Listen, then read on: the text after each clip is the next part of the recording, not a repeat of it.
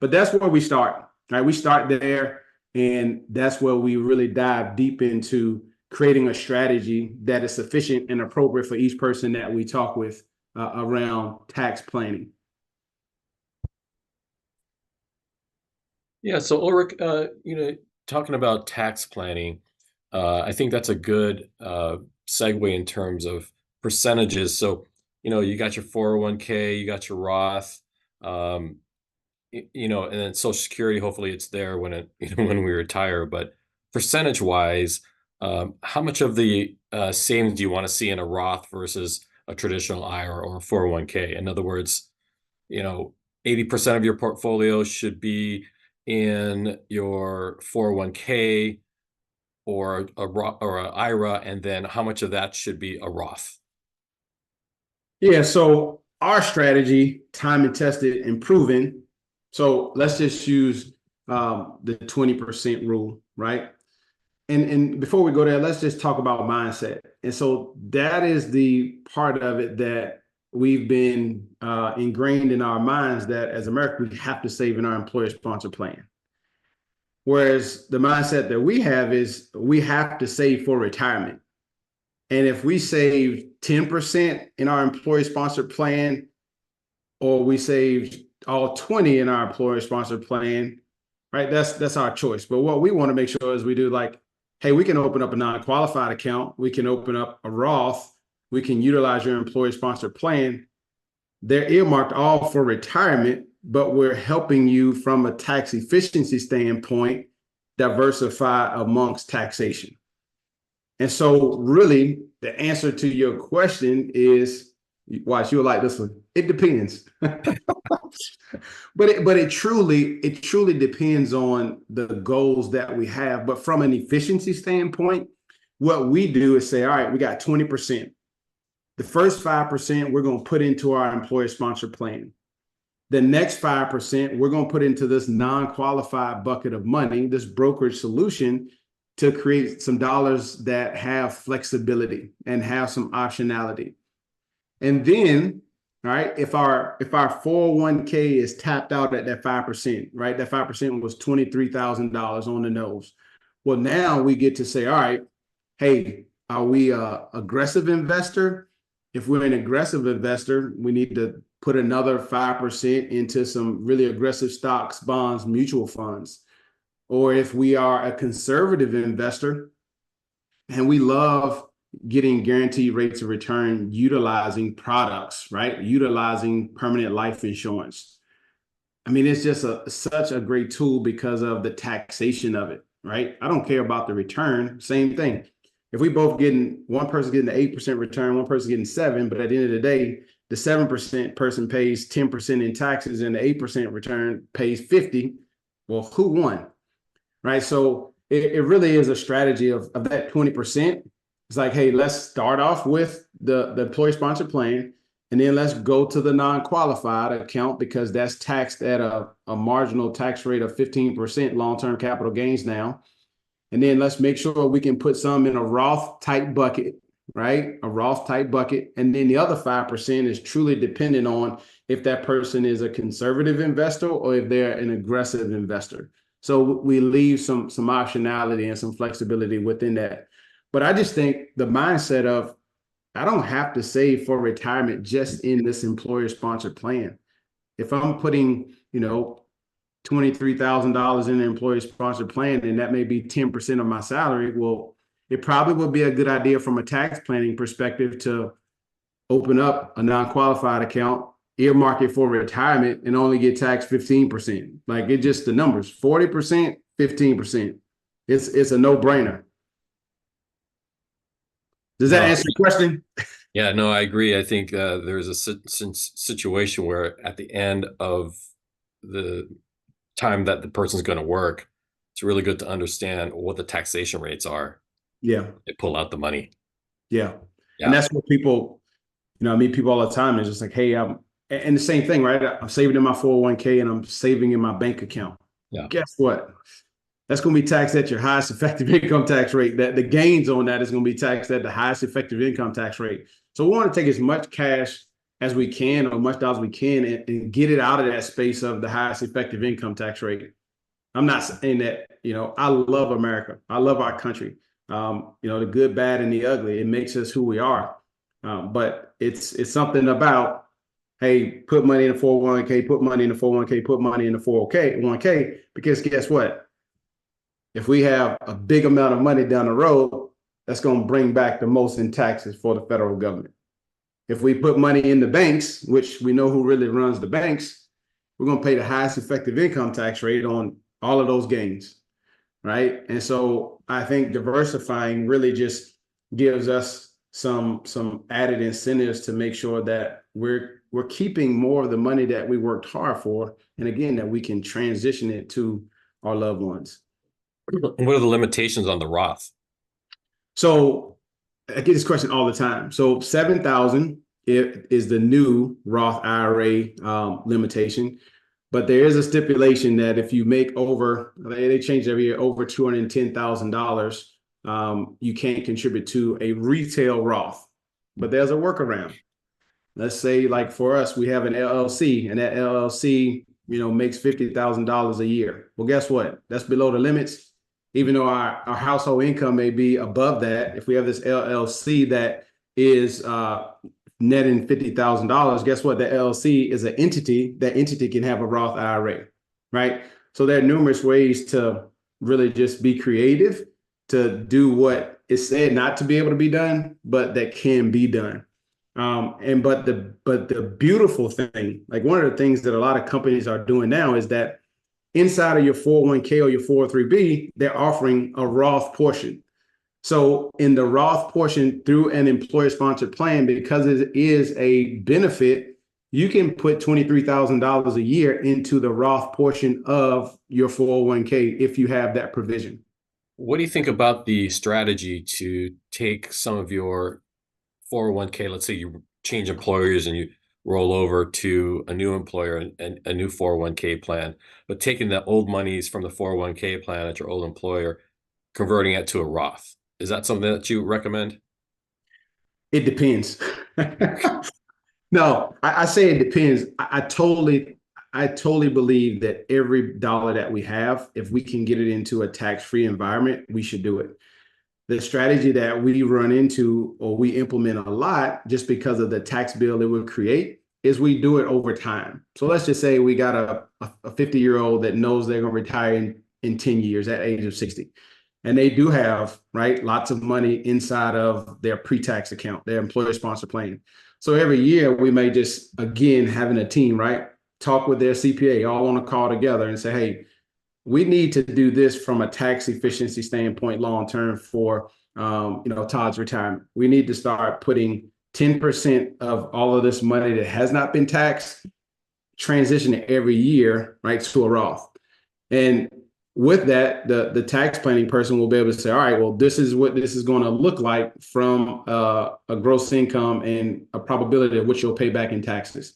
And we really devise the plan just based on the comfort level of, hey, the individuals that we're talking to. But again, in the back of our mind, we're saying, hey, we got 10 years to do this. You're going to either pay taxes now when we know what they are, or you can wait 10 years all in a lump sum, which is highly, highly inefficient. So the strategy we implement, just to revisit it, hey, let's take a portion each year up until retirement. And if we know we want to do this 20 years out, even better, because we can take a smaller portion, right? We can take a smaller portion out each and every year.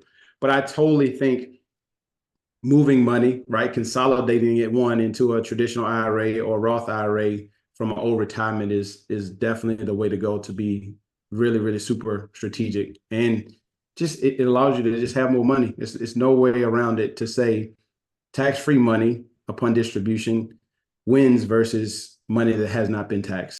Hey, Ulrick, Yeah. we have a lot of young listeners as well. And from the standpoint, they're making a lot of different money from different revenue streams. So some of it's internet money, some of it's, sports money, music, etc. Can you speak to maybe the prevailing thought? And I think I asked this last quarter when you spoke with us. There isn't a minimum amount of money that you could be making to start this kind of planning and to start these actions? And also, can you just speak to, as we're closing out, the importance of the investment in yourself versus being a consumer? Yeah. Great question. And I'll bring this up. So I work with a lot of college coaches, and every once in a while, they'll ask me, hey, can you speak to our team? And over the years, I'll be like, yeah. I started out and I'm like, yeah, if you put this there and this investment and this taxes, and these kids are like 18 to 22, and they're like, what? So I revamped that, I reshaped it. And this will answer your question, Brian. And I simply gave them pretty much the same thing as $400, for 40 years, $5 million.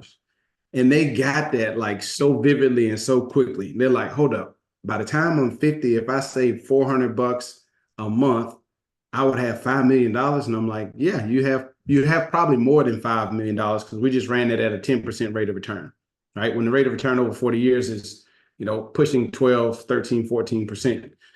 And so, Brian, to answer your question, that's what we're talking about here, right? Like if we saved as a young professional, if we saved $100 a month at the age of 22 years old, and we multiplied that times compounded interest times the next 30 years, at the age of 40, you'll be in a position that not a lot of people get to that has worked their entire life.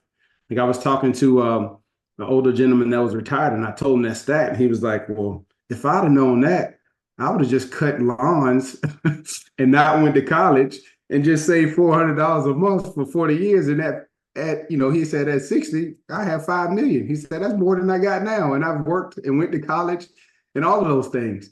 And so I truly, truly believe, even within our team, we have people that are just starting out, right? Just like the investor that is just starting out, that can help them implement this plan. And we kind of like to say, set it and forget it, right? Like have a monthly draft come out of your account and just run with it. And once that happens, it's going to just automatically happen and keep compounding over time. And so my point is, for young investors, you have the opportunity of a lifetime to start just putting $100 away, like $100 a month for the next 40 years, not including pay increases where you can go to 200 or 300 or 2,000 or 10,000. Man, you'll have a great amount of wealth to be able to live off by the time you're 50, or maybe even, closer than 50, 40. So I just think the opportunity is there. And I know for myself, everybody always says, right, if I knew what I knew now when I was 21 years old, right? Like, man, I would have, went and washed cars for, I'd have went and washed cars to make $400 a month extra to put in an account that I would never touch or look at until I'm 40, 45, 50. that'd have been easy. Like, who can't go out there right now and make $250 a month? Like, you can. We're talking one night out. Yeah. Right? Or one bottle service or whatever. Yeah. And yeah, I hear you. And that's the power of it. So my point is, like, I talk to them in terms of numbers, right? The younger generation, they on Instagram, Twitter, they see flashy cars, but I'm just talking to them numbers like, hey, 250, 400 will get you 5 million. And they're like, oh, okay, where can I do that at? Like, where can I do it? And then you mentioned like investing in yourself, right? And I just think the total person, like we were talking about earlier, right? The total person is someone who is mentally fit, right? Financially fit, spiritually fit, professionally fit, right? I think having a good balance of those things are super, super critical. And when we invest in ourselves, I found that when things for people, I'm not saying it's right, wrong, or indifferent, but when people have a financial strategy in place, they live healthier lives because they're not worried about their finances, right?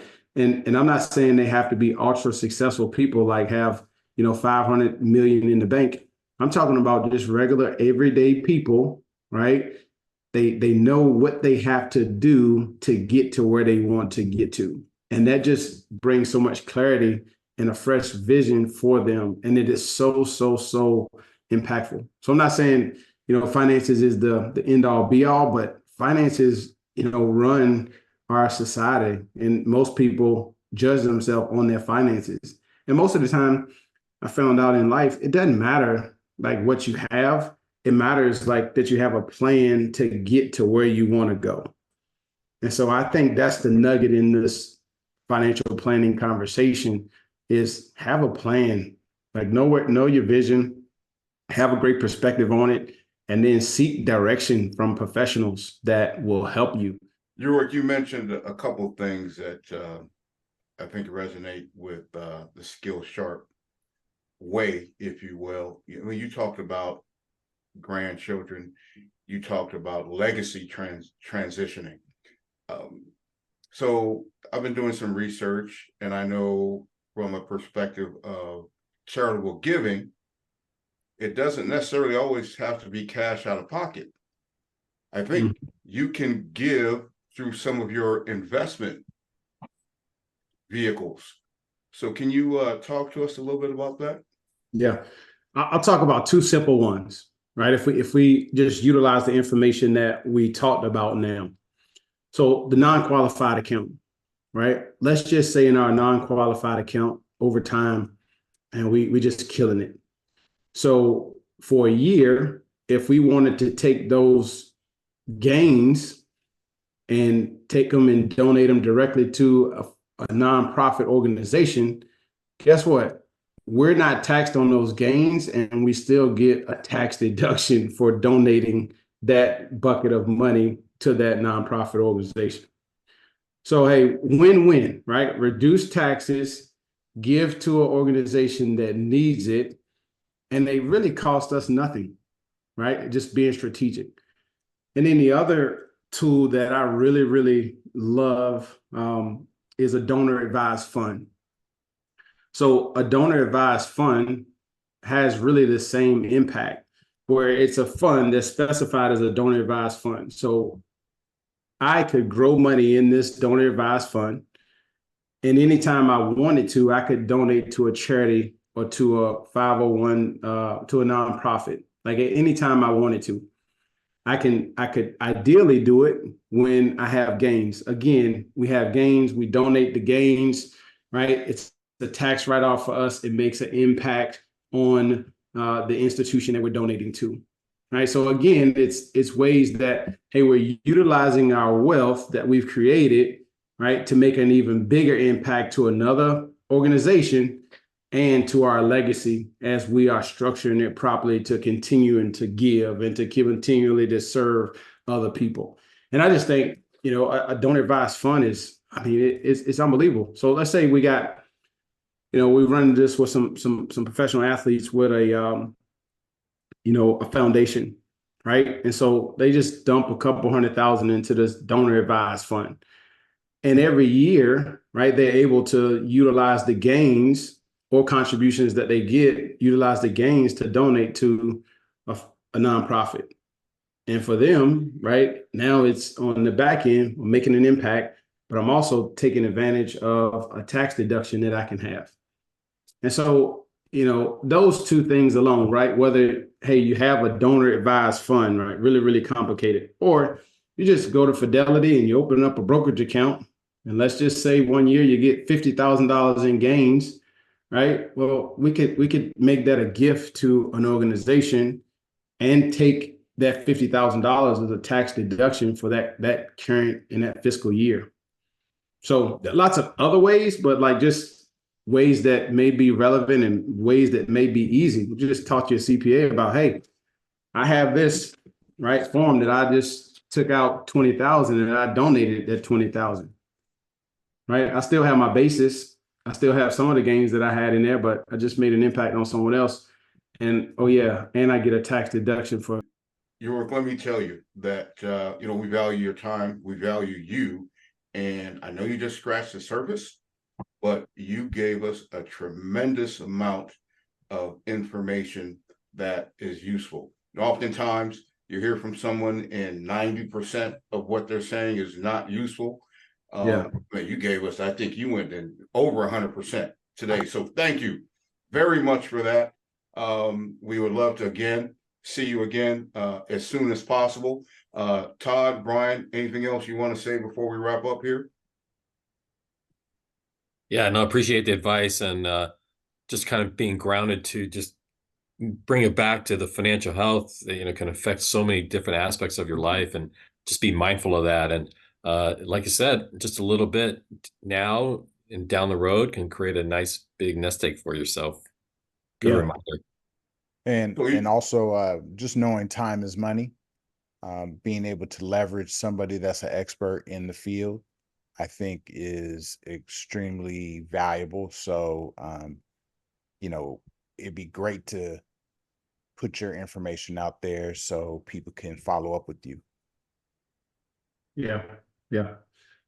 Man, the easiest way for the listeners out there of this amazing podcast and just conversation is just, my name is really, really unique. I'm the only Ulrick Edmonds, I think maybe in my world, I'm the only one, but probably in the world.